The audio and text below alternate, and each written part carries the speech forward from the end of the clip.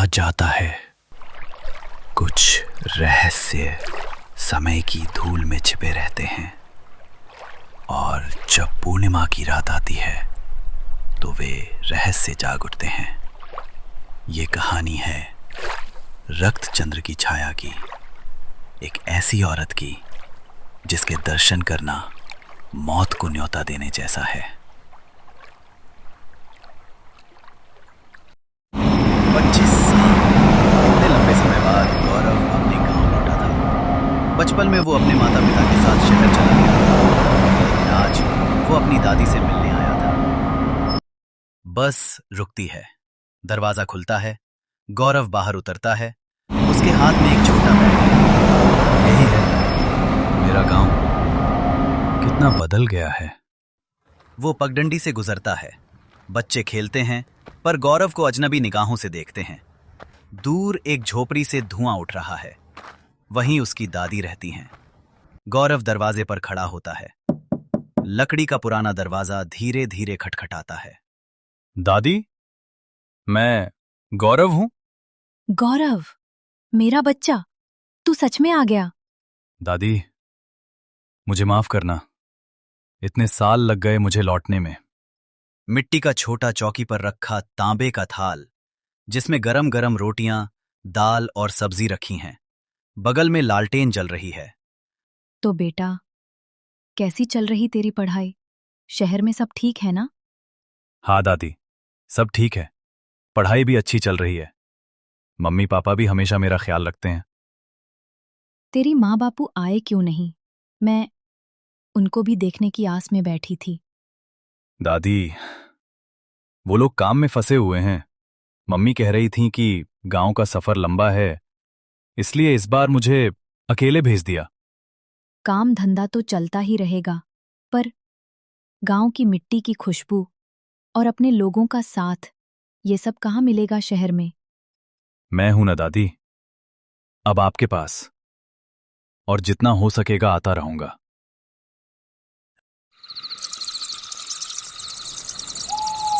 रात का समय, गांव का प्राचीन मंदिर, बड़े बड़े पीपल और बरगद के पेड़ जिन पर लाल कपड़े बंधे हैं। मंदिर के भीतर मां काली की विशाल प्रतिमा, चारों तरफ दीपक जल रहे हैं। ढोल नगाड़ों की धीमी आवाज और कुछ गांव वाले आरती कर रहे हैं। गौरव और दादी मंदिर में प्रवेश करते हैं। दोनों हाथ जोड़कर मां काली की आरती में शामिल होते हैं। वातावरण भक्तिमय है और रात का अंधेरा चारों तरफ रहस्यमय छाया फैला रहा है। माँ, इतने साल बाद आपके चरणों में आया हूँ, मुझे और मेरी दादी को हमेशा सुरक्षित रखना। आरती समाप्त होती है, लोग प्रसाद लेते हैं और धीरे धीरे मंदिर से निकल जाते हैं। दादी और गौरव अभी भी वहीं हैं। गौरव की नजर मंदिर के पिछवाड़े की तरफ जाती है। वो एक ओर से निकलकर देखता है, वहां एक बेहद खूबसूरत तालाब है। चांदनी उस पर चमक रही है और पानी आईने की तरह झिलमिला रहा है। किनारे पर कुछ सूखे पुल और टूटी फूटी नाव पड़ी है। दादी, ये तालाब कितना सुंदर है। मैं तो सोच भी नहीं सकता था कि मंदिर के पीछे इतनी शांत और खूबसूरत जगह होगी। दादी, कितना सुकून है यहाँ। चलो ना, थोड़ी देर यहीं बैठते हैं, अच्छा लगेगा। नहीं बेटा, अभी बहुत रात हो चुकी है। इस तालाब के पास देर तक बैठना अच्छा नहीं। मंदिर की घंटियां धीरे धीरे थमने लगती हैं। दीपकों की लौ डगमगाने लगती है। कुछ गांव वाले भी प्रसाद लेकर बाहर निकल जाते हैं। दादी और गौरव भी उनके साथ चल पड़ते हैं। मंदिर से बाहर निकलते हुए गौरव धीरे से दादी से पूछता है, दादी, ये क्या बात हुई? अभी तो रात शुरू ही हुई है, मंदिर इतनी जल्दी क्यों बंद कर देते हो? हमारे गांव में यही रिवाज है बेटा। जैसे ही रात गहराती है, मंदिर के दरवाजे बंद हो जाते हैं। कोई यहाँ देर तक नहीं रुकता। आधी रात, दादी का छोटा घर मिट्टी और लकड़ी से बना है। अंदर लालटेन की हल्की रोशनी है। गौरव चारपाई पर सो रहा है। अचानक गौरव की नींद टूटती है। उसे कहीं से धीमी सी गुनगुनाहट सुनाई देती है। जैसे कोई औरत मंद स्वर में कोई पुराना गीत गा रही हो। लौट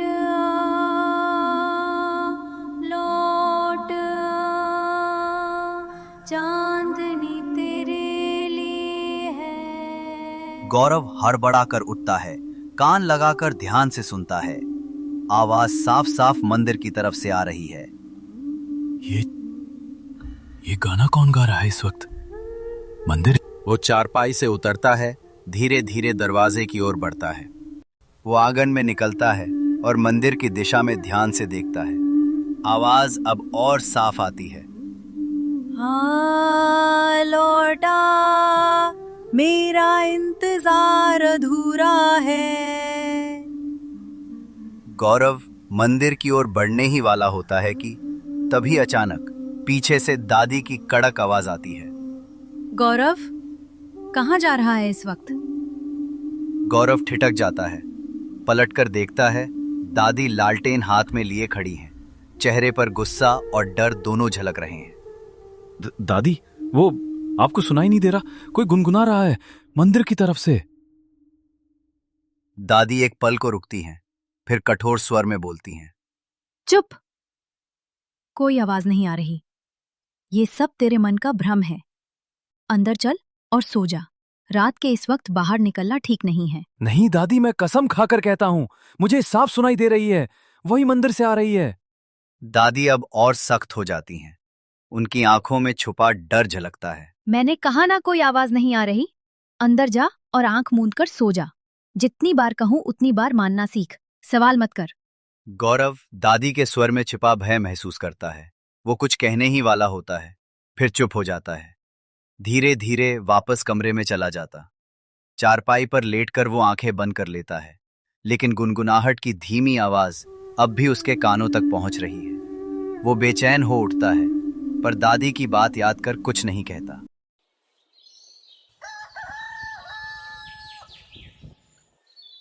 चौपाल पर कुछ लोग चारपाइयों और खाट पर बैठे बीड़ी पी रहे हैं। गौरव धीरे धीरे वहां पहुंचता है। पास ही रामा और शायमा बातचीत कर रहे हैं। अरे शायमा भाई, तेरे ससुर सास आज सुबह सुबह अचानक क्यों आ गए? वो तो रमानपुर गांव में रहते हैं ना? अरे, तुझे पता नहीं, रमानपुर में इन दिनों अजीब अजीब मौतें हो रही हैं। अभी हाल ही में गांव के खंडहर के पास मंदिर के पुजारी और 2 युवा लड़कों की लाशें मिली थीं। तब से वहां दहशत का माहौल और बढ़ गया है। इसी वजह से वो दोनों आज सुबह ही यहां आ गए। गौरव चुपचाप उनकी बातें सुन रहा है, फिर खुद को रोक नहीं पाता और बोल पड़ता है। लेकिन हमारे गांव के मंदिर में रात को रुकने की मनाही क्यों है? और कल रात मैंने खुद मंदिर से गुनगुनाने की आवाज सुनी थी। वो क्या था? रामा और शायमा एक पल को खामोश हो जाते हैं। चौपाल पर बैठे बाकी लोग भी गौरव की ओर देखने लगते हैं। रामा धीरे धीरे बोलता है। हमारा मंदिर बहुत रहस्यमयी है। वहां रात को एक यक्षिणी काली मां की पूजा करती है, लेकिन पूजा से पहले वो तालाब में स्नान करती है। उसी वक्त वो गुनगुनाती है। तो कोई तो होगा जिसने उसे देखा होगा। जिसने उसे देखा, या तो वो पागल हो गया या इस दुनिया से चला गया। गौरव और भी बेचैन हो जाता है। वो शायमा की ओर देखता है, मानो उससे और सच जानना चाहता हो। शायमा गहरी सांस लेता है और धीमी डरावनी आवाज में बोलता है। वह लोगों के लिए एक पहेली हैं। कोई नहीं जानता है कि वो कहाँ रहती हैं और कैसे जीवन यापन करती हैं। न तो वो दिन के उजाले में दिखती हैं और न ही रात के अंधेरे में। उसके दिखने का जो वक्त मुकर्रर है वह पूर्णिमा की रात थी, और जो स्थान मुकर्रर है वो मंदिर का तालाब था। उस रहस्यमयी औरत की हैरत अंगेज दास्तान, जिसकी निगाहों का मारा मौत का मुसाफिर बन जा है। चौपाल पर खामोशी छा जाती है। गौरव का चेहरा सख्त हो जाता है। उसकी आंखों में जिज्ञासा और डर दोनों तैर रहे हैं। आसमान में गोल चांद चमक रहा है। पूरे गांव में सन्नाटा पसरा हुआ है। गौरव बिस्तर पर आंखें खोले छत की तरफ देख रहा है। अचानक वही गुनगुनाने की मीठी पर अजीब सी आवाज सुनाई देती है। फिर से वही आवाज। वो धीरे से उठता है। इस बार वो सावधानी से दरवाजा खोलता है ताकि दादी को पता न चले। आंगन से निकलकर चुपके चुपके मंदिर की ओर बढ़ जाता है। गौरव मंदिर के विशाल द्वार तक पहुंचता है। भीतर से गुनगुनाहट अब और भी साफ आ रही है। वो चारों ओर देखता है, फिर चुपके से दीवार कूदकर दूसरी ओर पहुंच जाता है। जिज्ञासा इंसान को अक्सर वहीं ले जाती है जहां से लौटना नामुमकिन हो। गौरव तालाब के किनारे एक बड़े पेड़ के पीछे छिपकर झांकता है। चांदी तालाब पर पड़ रही है और पानी चांदी जैसा चमक रहा है। तभी पानी में हलचल होती है। धीरे धीरे एक बेहद सुंदर स्त्री तालाब से निकलती है। उसके गहने झिलमिला रहे हैं। वो स्नान कर रही है और उसी दौरान धीमे धीमे गुनगुना रही है। गौरव मंत्रमुग्ध हो जाता है। उसकी आंखें अनायास ही उस स्त्री की ओर खिंचती जाती हैं। उसके चेहरे पर जैसे जादू छा गया हो। वो पेड़ के पीछे से निकलकर उसकी ओर बढ़ने लगता है।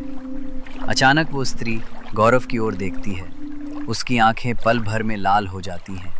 उसके चेहरे का सौंदर्य क्रोध में बदल जाता है। उसका शरीर कांपने लगता है और उसका रूप विकराल हो जाता है।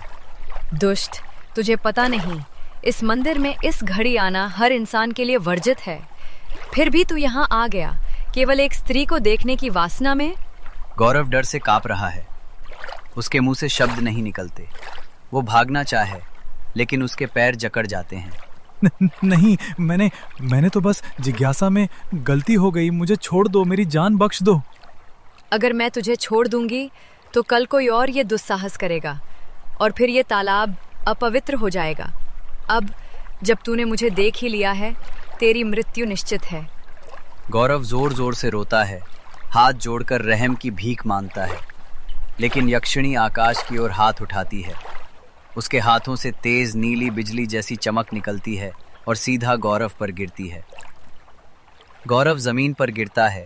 मंदिर के पुजारी सुबह द्वार खोलते हैं। तालाब के किनारे गौरव की निडाल लाश पड़ी होती है। गांव वाले दौड़कर इकट्ठा हो जाते हैं। गांव वाले, हाँ भगवान, ये तो दादी का पोता गौरव है। भीड़ में से दादी चीखती हुई आती है। अपने पोते के शव से लिपटकर जोर जोर से रोने लगती है। हाय राम, काश मैंने तुझे पहले ही इस मंदिर और उस तालाब का सच बता दिया होता, तो आज तू जिंदा होता मेरे लाल। गांव का वो तालाब आज भी वहीं है और पूर्णमासी की रातें अब भी आती हैं। लेकिन लोग अब और भी सतर्क हो गए हैं, क्योंकि उन्होंने देख लिया है, जिज्ञासा अगर हद से आगे बढ़ जाए तो इंसान को सिर्फ विनाश मिलता है।